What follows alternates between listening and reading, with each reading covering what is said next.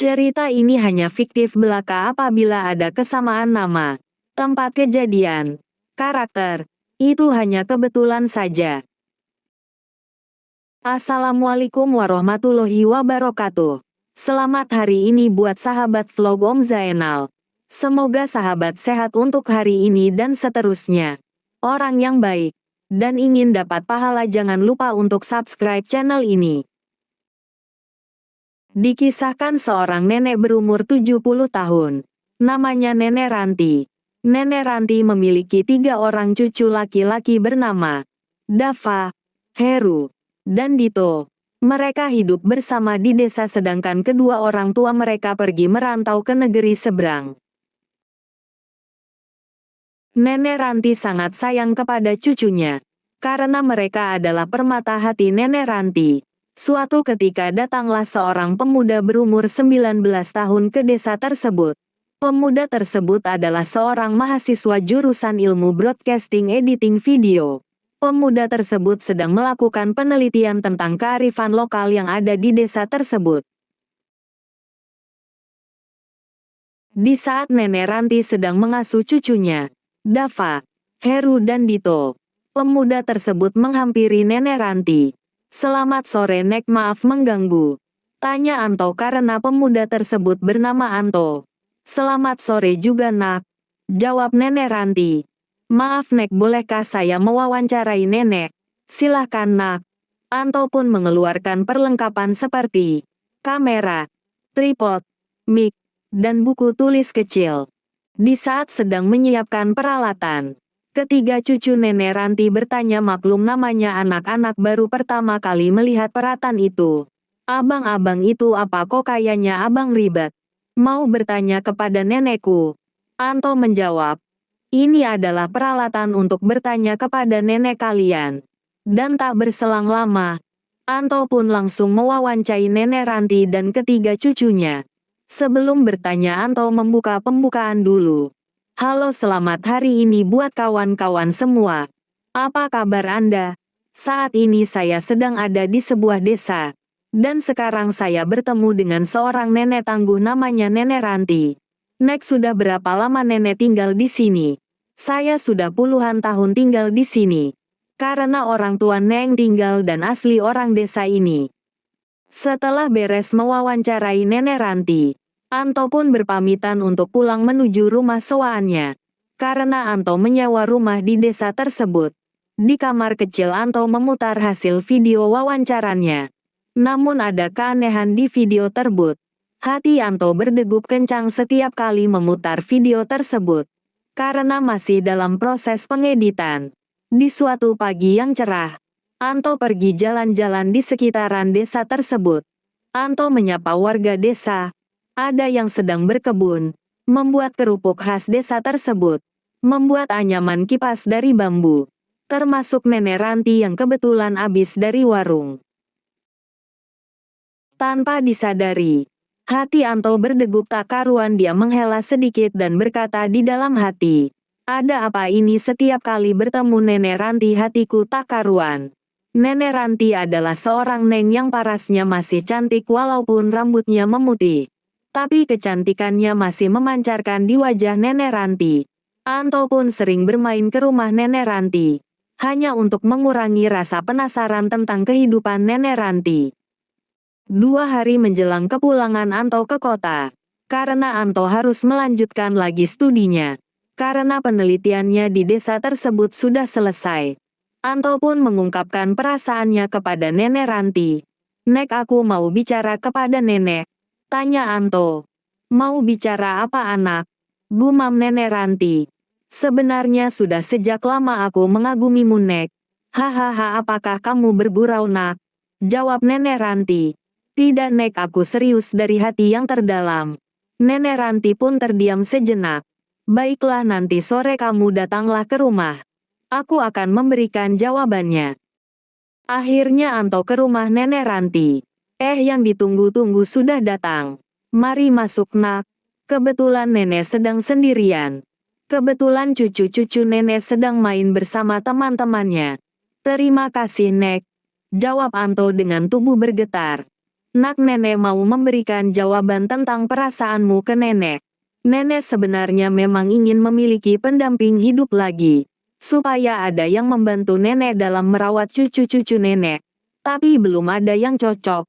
Tapi setelah kamu mengungkapkan perasaanmu, nenek jadi kembali bersemangat. Dan nenek mau menerima perasaanmu. Keesokannya harinya Anto kembali ke kota untuk melanjutkan studinya.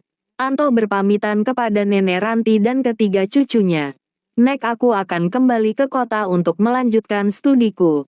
Terima kasih atas penerimaan di desa selama ini. Nenek Ranti menjawab. Panggillah aku sekarang sayang. Kamu harus berjanji sayang untuk kembali lagi ke desa ini untuk melamar aku. Anto menjawab dengan nada semangat. Baiklah sayang, aku akan tepati janjiku.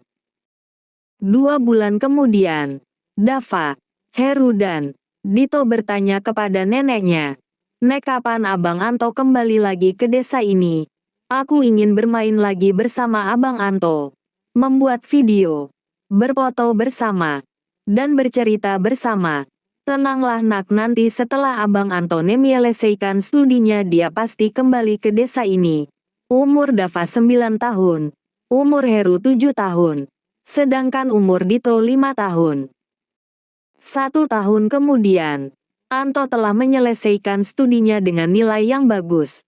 Lalu 1 minggu dari kelulusannya Anto pergi ke desa itu lagi, memenuhi janji untuk bertemu nenek Ranti. Di saat baru sampai di desa itu, Anto tidak sengaja bertemu Dava yang baru pulang sekolah. Apakah itu kamu Abang Anto? Tanya Dava. Lalu Anto menjawab, iya nak, ini aku Abang Anto. Dava pun senang bukan kepalang. Abang ada apa kesini lagi? Abang mau menemui nenek dan kalian. Langsung saja Dava membawa Anto ke rumah. Sesampainya di rumah Dava berteriak. Nenek-nenek keluar, siapa nih yang datang? Lalu nenek Ranti bersama kedua cucunya keluar. Lalu nenek Ranti terdiam sejenak, matanya berkaca-kaca. Apakah ini kamu benar nak? Tanya nenek Ranti. Iya, ini aku. Aku akan memenuhi janjiku untuk kembali lagi ke desa ini. Anto pun bertanya kepada nenek Ranti. Sayang, apakah ada rumah yang bisa disewa di sini? Aku mau tinggal lama di sini sambil menunggu lamaran pekerjaanku diterima. Nenek Ranti menjawab dengan lembut. Sayangku, di belakang rumah ada rumah kecil. Rumah itu dibuat oleh orang tuanya cucu-cucuku yang bulan kemarin pulang ke sini menemui anak-anaknya. Anto pun bersemangat untuk tinggal di desa tersebut karena di desa tersebut hatinya ada yang mengisi. 1 bulan Anto tinggal di desa tersebut. Anto sering membantu Neng Ranti mengasuh ketiga cucu-cucunya, mengajarkan cara membuat video, cara memotret, dan cara menggunakan kamera. Di saat Anto sedang bermain dengan cucu-cucu nenek Ranti di sungai sambil membuat video, Anto mendapat telepon dari kota bahwa Anto diterima kerja di perusahaan surat kabar ternama, dan menjadi jurnalis di kota yang tak jauh dari desa tersebut. Jadi Anto bisa tetap tinggal di desa tersebut. Setelah dirasa cukup untuk melamar nenek Ranti, Anto memberanikan diri untuk melamar nenek Ranti di hadapan cucu-cucunya. Sayang, aku kesini akan memenuhi janjiku untuk melamar dirimu menjadi istriku. Nenek Ranti menjawab, iya sayangku, aku terima lamaranmu. Tapi bagaimana dengan kedua orang tuamu di kota? Anto menjawab, kedua orang tuaku sudah pasrah dan memberikan sepenuhnya kepadaku tentang jalan hidupku. Dava bertanya kepada nenek Ranti, Nek, kalau nanti nenek nikah nanti kami hidup dengan siapa? Nenek Ranti menjawab, kalian akan tetap hidup bersama kami. Jadi mulai sekarang kalian panggil Abang Anto sebagai kakek kalian. Dan akhirnya Dava, Heru dan Dito memanggil Anto dengan panggilan kakek. Anto tampak senang dipanggil kakek walaupun usianya masih 21 tahun. Tapi Anto senang mendengarnya. Di saat libur kerja Anto selalu bermain bersama cucu-cucu nenek Ranti. 1 hari setelah lamaran Anto dan nenek Ranti digelar satu desa heboh. Warga bertanya-tanya apakah nenek Ranti sudah tidak waras ya. Kau mau menerima pinangan anak muda itu? Usianya kan jauh dari Nenek Ranti. Apakah Nenek Ranti sanggup untuk melayani pemuda tersebut kelak kalau sudah nikah nanti? Tapi karena berita lamaran Anto ke Nenek Ranti sudah viral di jagat media online, dan desanya menjadi terkenal karena banyak dikunjungi wisatawan. Karena desa tersebut memiliki keindahan alam yang masih lestari, maka para warga pun menerimanya bahkan lambat laun mendukung Anto dan Nenek Ranti. Tiba saatnya hari pernikahan Anto dan Nenek Ranti. Tapi sayangnya anak satu-satunya Nenek Ranti tidak bisa hadir karena sedang merantau di negeri seberang bersama suaminya. Mereka hanya mendoakan dari kejauhan. Semoga kalian langgeng. Anak Nenek Ranti berpesan. Jagalah ibuku yang sudah tidak muda lagi karena kini ibuku telah menjadi istrimu. Anto dan Nenek Ranti menikah secara megah di desa tersebut. Anto mengundang teman-temannya sesama jurnalis dan mengundang para konten kreator untuk ngonten bersama. Bahkan Anto memberikan kejutan yaitu hiburan dangdut koplo sehari penuh dengan artis papan atas ibu kota. Tak tanggung-tanggung artisnya ada 4 warga pun ikut terhibur dengan acara pernikahan Anto dan Nenek Ranti. 1 tahun dari pernikahan mereka pertengkaran hebat pun terjadi antara Anto dan Nenek Ranti. Di mana Nenek Ranti menerima kabar hoaks kalau Anto berselingkuh dari Nenek Ranti. Sayang, apakah kau tidak sayang aku lagi? Tanya Nenek Ranti. Emangnya kenapa sayang? Jawab Anto. Aku mendengar kabar dari tetangga melalui HP kalau kamu selingkuh dengan wanita lain. Anto pun menjawab. Alah sayang, jangan kau mendengarkan berita hoaks itu. Itu adalah berita yang tidak benar yang ingin menjatuhkan rumah tangga kita. Kalau memang begitu ayo buktikan kepadaku karena aku perlu bukti sayang. Akhirnya Anto pun mencari bukti dan benar saja berita tersebut dibuat oleh jurnalis dari perusahaan lain. Yang merasa iri karena perusahaan tempat Anto bekerja berkembang pesat. Nenek Ranti pun mengerti setelah Anto memberikan klarifikasi di hadapan semua media. 1 bulan dari kejadian itu Nenek Ranti hamil. Warga di desa tersebut geger, bukannya keheranan tapi malah mendukung. Karena toh Nenek Ranti hamil ada suaminya. Kalau hamil tidak ada suaminya pasti warga keheranan. Dava, Heru dan Dito bertanya kepada kakeknya. Kakek, kalau nenek hamil berarti kita akan punya om atau tante dong? Tanya mereka. Lalu Anto menjawab. Iya nak, nanti kalian akan punya om atau tante sedangkan kakek akan punya anak dari nenekmu. Nanti kalian panggil saja om kecil ya kalau calon bayinya laki-laki. Memasuki bulan ke-7 kehamilan Nenek Ranti. Anto lebih sering mengasuh ketiga cucunya dibandingkan Nenek Ranti. Karena Nenek Ranti jalannya sudah agak pelan dan nafasnya agak tersenggal karena membawa beban perutnya yang membesar. Di sore hari di saat Anto dan ketiga cucunya bermain di sawah sambil membuat konten, Nenek Ranti duduk di depan teras rumah kayu sambil mengelus perutnya yang sudah mulai terlihat bulatannya. Setelah kehamilan memasukkan 9 bulan Nenek Ranti merasakan mulas di perutnya. Anto yang baru pulang meliput berita dihampiri Dava cucunya. Kakek-kakek nenek perutnya mulas dan mengerang kesakitan Lalu Anto bergegas ke dalam rumah dan menemukan Nenek Ranti merintih kesakitan. Lalu Anto segera membawa Nenek Ranti ke puskesmas yang tidak jauh dari desa tersebut. Sedangkan cucu-cucunya dititipkan di tetangganya. Pukul 1 malam Nenek Ranti melahirkan secara normal dengan dirangsang obat untuk mempermudah kelahiran bayinya. Bayinya lahir dengan selamat, seorang anak laki-laki tampan mirip Nenek Ranti. Setelah dibersihkan bayinya diberikan kepada Anto dan Anto memberikan nama Rano yang diambil dari nama ayah dan ibunya.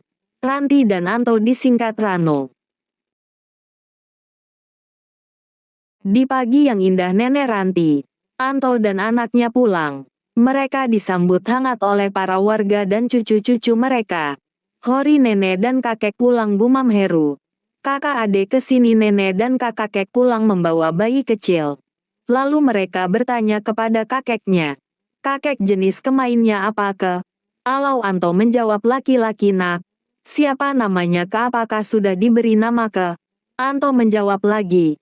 Rano namanya Nak diambil dari nama nenek dan kakek. Di saat Anto libur bekerja dan cucu-cucunya libur sekolah, Anto mengajak main cucu-cucunya ke sungai sedangkan Nenek Ranti mengasuh anaknya yang masih kecil. Anak-anak, ayo kita bermain di sungai, cuacanya bagus nih. Kita sambil main air sambil bikin video ya. Anak-anak pun gembira. Ayo kek kita main. Mereka pun pergi ke sungai. Dava, tolong kamu bawakan peralatan kakek ya. Gumam Anto.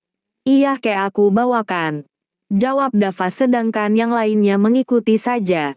Setelah disampai ke sungai, Anto dan Dava mempersiapkan peralatan. Dava, coba kamu buka tripod itu. Sedangkan kakek mau menyeting kamera. Baik kek. Dito yang sedang asik bermain air tiba-tiba menangis. Anto menghampirinya lalu bertanya. Ada apa Nak, kenapa kamu menangis? Dito menjawab. Kakek, aku ingin berak. Baiklah Nak, kesini ayo kita buka celana ya. Sudah kamu jangan menangis. Lalu Anto membukakan celana Dito. Sekarang kamu jongkok ya di sini, jangan kemana-mana. Dito pun jongkok dengan santai. Di saat sedang asik bermain di pinggir tiba-tiba Heru bilang. Kakak ada pisang goreng lewat. Pisang goreng siapakah itu Kak? Lalu Dava menjawab, itu pisang goreng Dito. Dito sedang berak. Tuh di sebelah sana. Heru pun mengerjai Dito yang sedang berak. Hahaha, kamu sedang apa di sini? Dito pun menjawab dengan sedikit malu. Aku sedang berak Kak. Pantesan aja ada pisang goreng lewat. Karena agak kesal setelah beres beraknya, Dito memberikan balasan kepada Heru. Yaitu kentut. Dut Dito sambil menungging. Lalu Heru menutup hidungnya karena kebauan. Ih, kamu bau sekali kentutnya, dasar kamu. Dito pun berlari berlindung di belakang kakeknya. Sudah anak-anak, mari kita pulang, hari sudah sore, nanti nenekmu mengkhawatirkan kalian. Setelah pulang ke rumah mereka membersihkan badannya di kamar mandi. Lalu cucu-cucu Nenek Ranti mengajak bicara kepada bayi Nenek Ranti. Om kecil, nanti kalau sudah bisa main ya bersama kita-kita. Nanti kita akan main di sawah, sungai, dan nanti kakek yang akan mengabadikan kita lewat video dan foto. Mendengar pembicaraan tersebut Nenek Ranti sambil menyusui Rano hanya tersenyum manis. Akhirnya Anto, Nenek Ranti, Rano dan ketiga cucu-cucunya hidup bahagia. Ketiga cucu-cucunya sekarang ikut kepada ibunya yang memutuskan untuk kembali ke desa tersebut. Sedangkan ayahnya masih merantau di negeri seberang. Rumah yang tadinya ditinggali Anto kini ditinggali anak sulung Nenek Ranti beserta ketiga cucu-cucunya yang laki-laki, Dava, Heru dan Dito. Selesai.